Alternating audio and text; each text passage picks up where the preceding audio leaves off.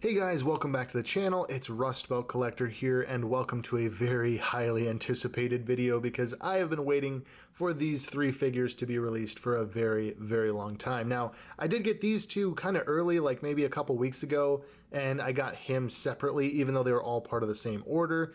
It's kind of some weird stuff with Entertainment Earth, but either way, I got them all and I'm going to review them all in one video. I'm going to do left to right because this is my favorite and we're saving the best for last. But if you want to skip ahead, I'll try and leave time codes down in the description so you can skip to any one of the three that you want to watch. Also, I believe pre-orders for these are still active on Entertainment Earth, so there's a link down in my description to a link tree. Follow that to Entertainment Earth and you can order any of these three figures that you so desire. But yeah, let's dive into it because I'm really excited to see these figures in hand, and yeah, these are really cool. I'm gonna just say it right now. Even though some of them, like this one, are just pure repaints, they're awesome. So let's dive right into it. Starting off here with the Shadow Stormtrooper, we have the really nice card back, the Force Unleashed little emblem there because this is the Force Unleashed Shadow Trooper. It's basically like the Gaming Greats Black Series figure that we got, same paint apps, even the same transparent parts, but in a smaller 3 3/4 inch size, which I think many of us collectors do prefer. Myself, personally, I prefer this over the 6-inch line, but your mileage may vary. On the back, the Gaming Greats, this is part of the new Gaming Greats line. You've got the rest of the series here where there's the heavy battle droid. I did not get that one. I couldn't justify it because I'm not a fan of that battle droid mold, but after seeing a couple other YouTubers review it, I'm kind of tempted by it, so maybe someday down the line I'll get that one. I don't know. I wasn't as heart set on that one, but yeah, the card back looks really nice. The artwork looks really cool with that glowing Stormtrooper outline. Definitely love that. It's not from the game or anything. It appears to just be a rendering, but it is still really cool. And then you got the figure seated there very nicely with his two blasters. It looks good. You can keep this on the card and it will be a nice display piece, but me personally, I gotta free it from the plastic, so let's dive into it. And here he is out of the package. This figure comes with two blasters. First off, the E11 blaster with that little flashlight on the side there. It's basically the Rogue One sculpt. We've been getting it with all of the Stormtrooper releases. It's a very solid blaster sculpt. I have no complaints with it, so that is very nice. Just a little paint app there with the silver, and that's really it. And then he also comes with this really cool long blaster. I don't know the technical name for it, but it is a Stormtrooper Imperial blaster. It's cast in a nice gloss black with some like silver brushing over top of that to give it some weathering, and it looks really nice. Now for the figure itself, there really isn't much to say about it because it is just a straight up repaint, or rather recasting, of the previous Rogue One Stormtrooper that we've gotten. We also got the Shadow version where it was just cast in all black. We got the Incinerator Trooper, and we've gotten the Mimban Trooper. There was a couple others, I can't remember them all right now, but I'm sure that we're just going to be seeing a bunch more, maybe even like the Mortar Trooper and other ones from the Mandalorian. We got the Remnant Trooper as well. So yeah, this is just that mold. It's a fantastic Stormtrooper mold, and honestly, they could use this one forever and I would have no complaints whatsoever. The articulation is there, the sculpt is there, it is the ultimate Stormtrooper mold, and it looks really cool in this paint app, or paint variation, however you want to phrase it. It looks really nice. The light blue coloring is very nicely contrasted against the darker armor.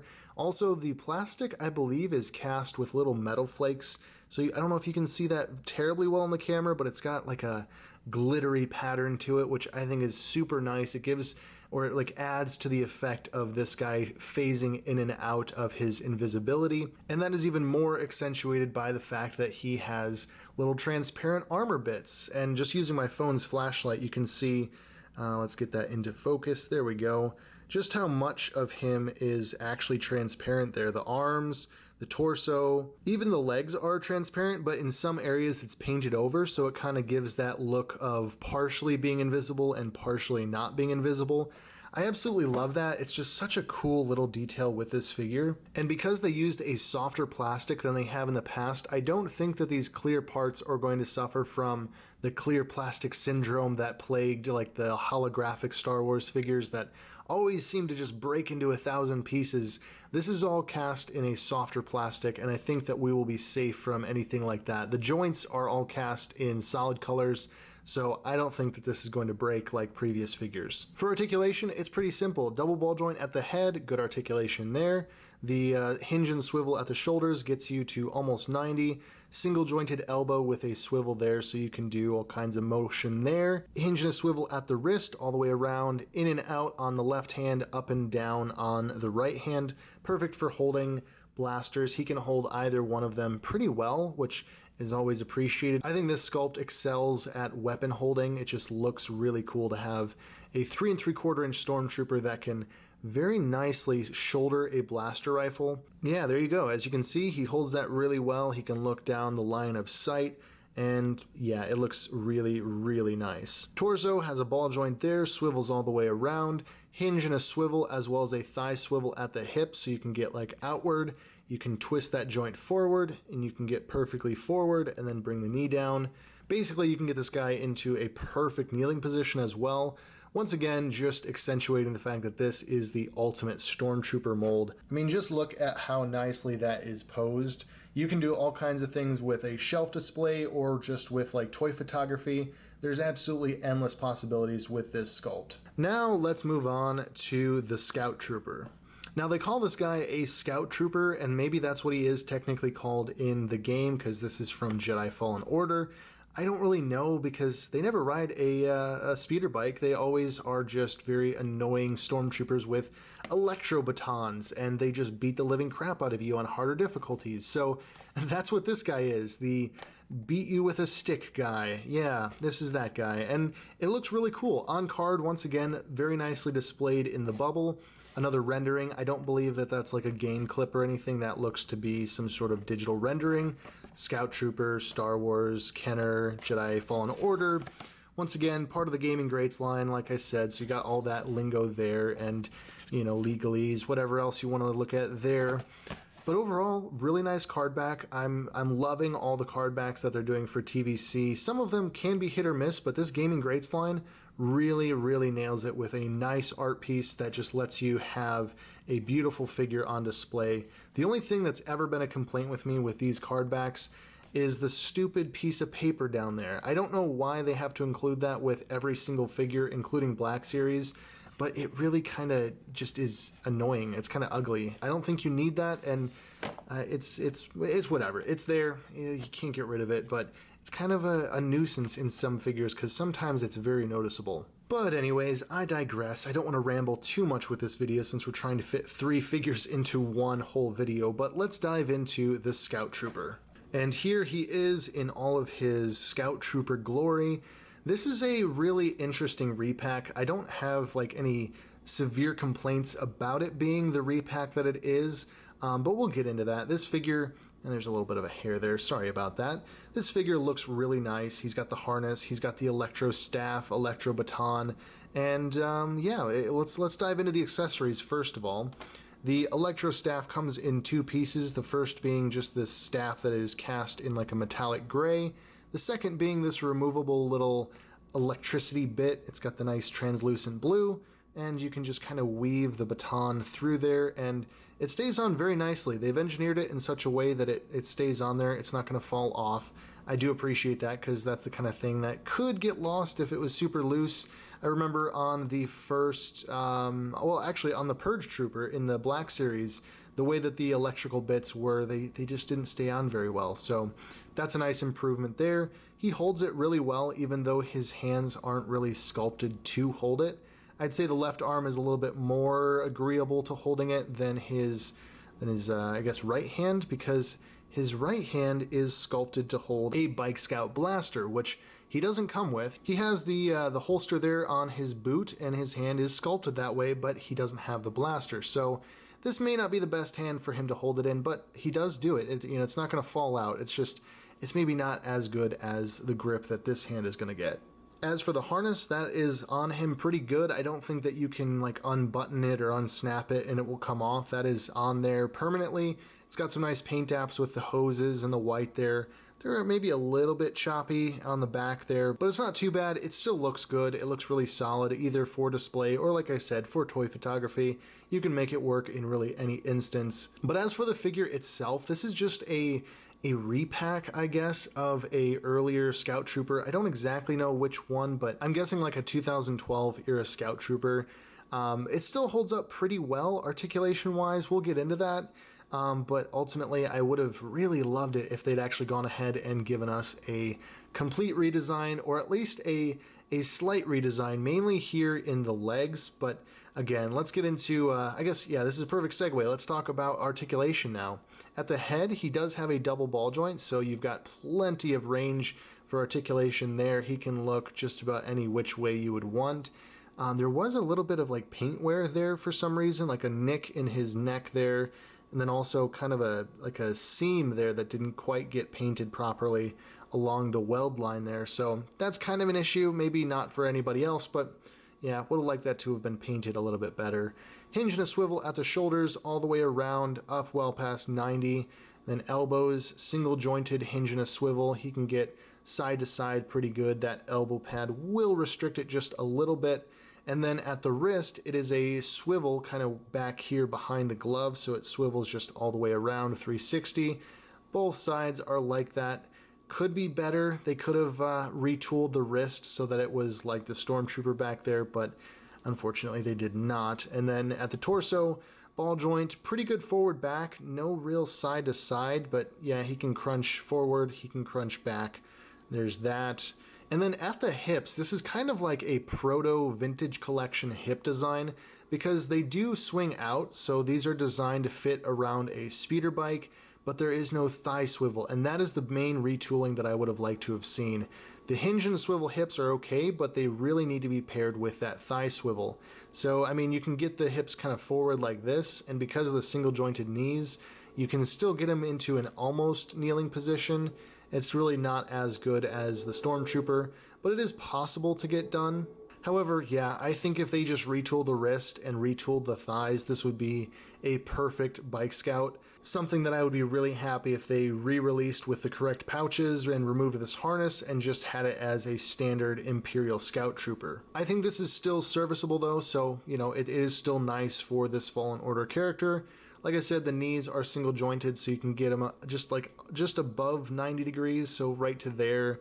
And then the ankles are hinge and swivel, so swivel all the way around, hinge forward and back. I don't know if you'd ever have him in a crouched position, but he can almost get into crouching. But ultimately, you can get him into kind of the pose that I had him at the start of this video. You can get him into kind of a readied position, which is really cool for displays, and when we maybe someday get Cal Kestis in the Gaming Greats line, we'd certainly better get a Vintage Collection Cal Kestis, either in the Gaming Greats line or in the mainline release. I have no preference as to which, it just needs to be one of them.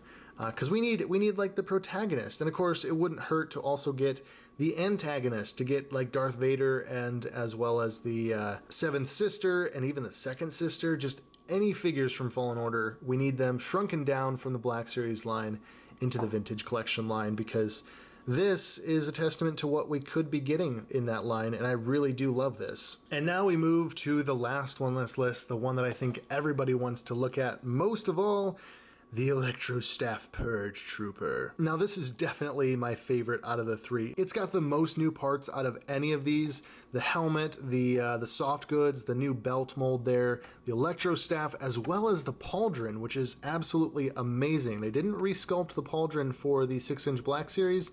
They did here, and it looks fantastic. The card art looks absolutely beautiful. I love the image that they selected for this character. He looks absolutely menacing with his electro staff and the glowing visor. It looks so, so cool.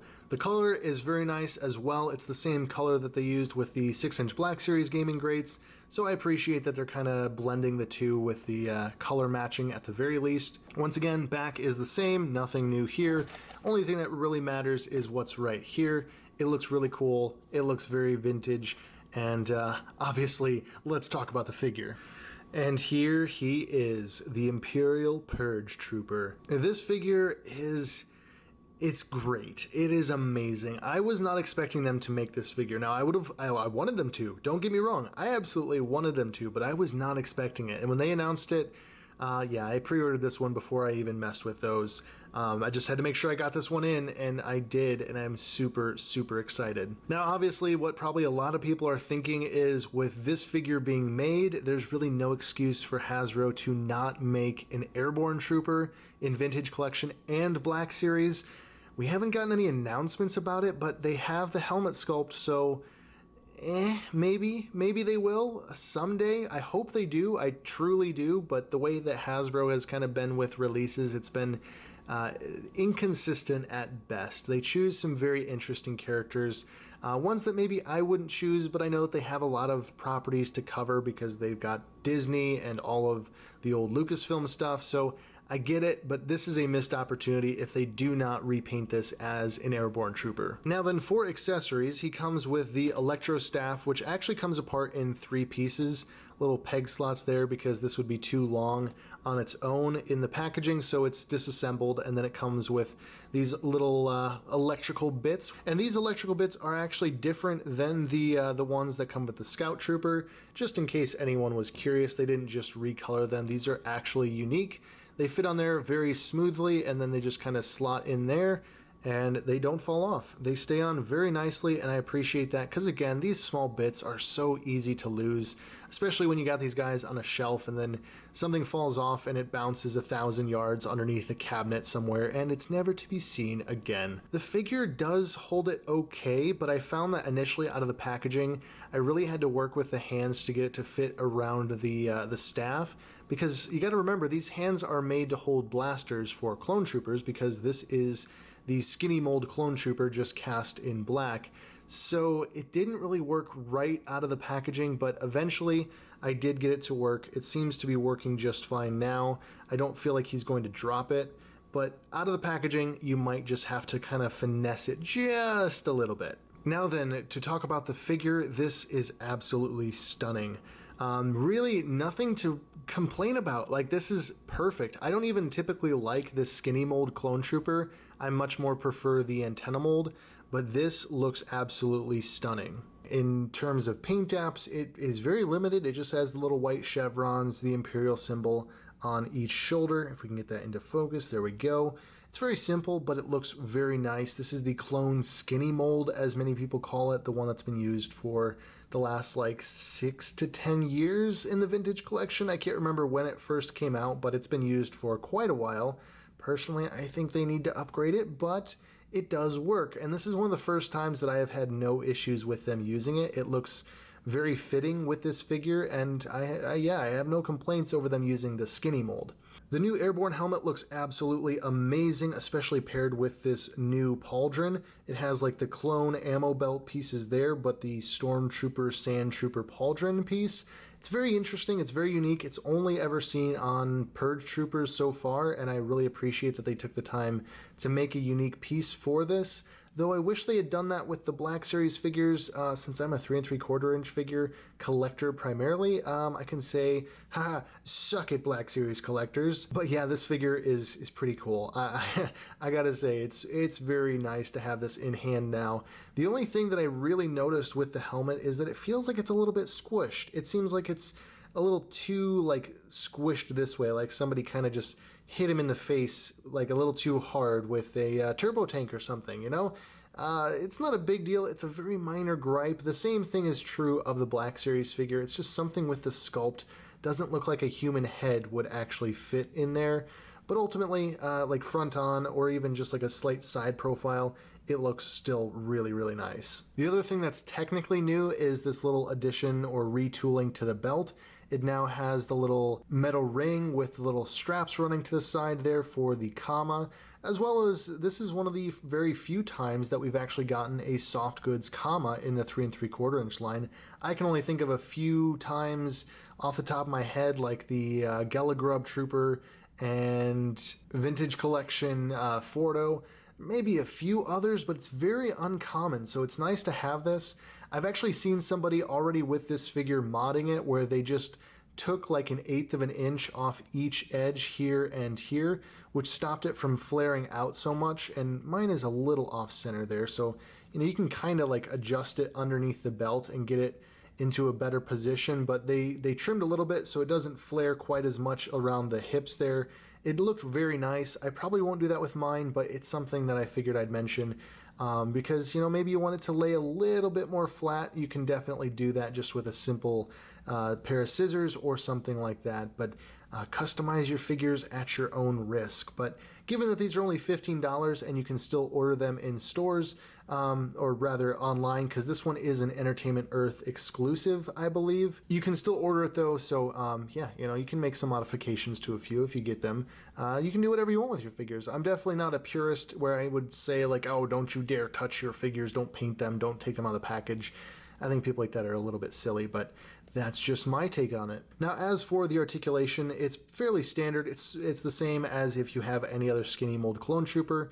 Something worth noting is that this head is a ball joint, so this helmet could fit on other figures. I'm not entirely sure which ones might be. I'm not going to try it in this video, but you could potentially just pop and swap this helmet onto other characters pretty easily, which I think is great. You could also have one displayed with the helmet under his arm, and you could give him a clone head from the Vintage Collection Skinny Mold body. Since the very first Purge Troopers in the comic are in fact clone troopers, in the game they're not, but whatever. If you want to have them be clone troopers, they can be clone troopers. It doesn't really matter. The shoulders can go up to just under 90 degrees. I do appreciate that that emblem is low enough where it's not going to rub when you bring the shoulder up like that. That's very good. The elbow is a single joint, swivel there as well, and then you have the hinge and the swivel at the wrist, though for whatever reason these clone troopers are left-handed, so it's up and down on the left hand and in and out on the right hand. I never understood that choice, but it's there. It's been there on every single skinny mode clone trooper. I would prefer they swap that up and down to this side, but whatever. It is what it is. The torso has a ball joint, so it can go all the way around just like that. Down at the hips we have just a single hinge and a swivel, so you can swivel it up, bend the knee inward like that, and then bend it down. And then you can do that here, and this actually once again does get you into a very nice kneeling position.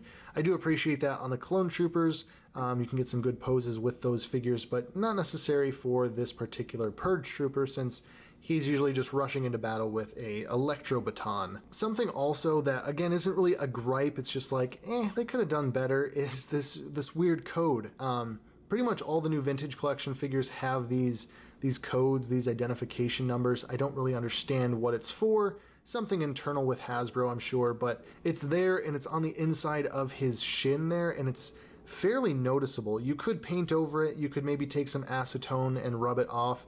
It's kind of weird. Like, why not put it, here on the thigh or something that's going to be covered by the soft goods? Why make it so obvious on the inner leg like that? It looks kind of weird.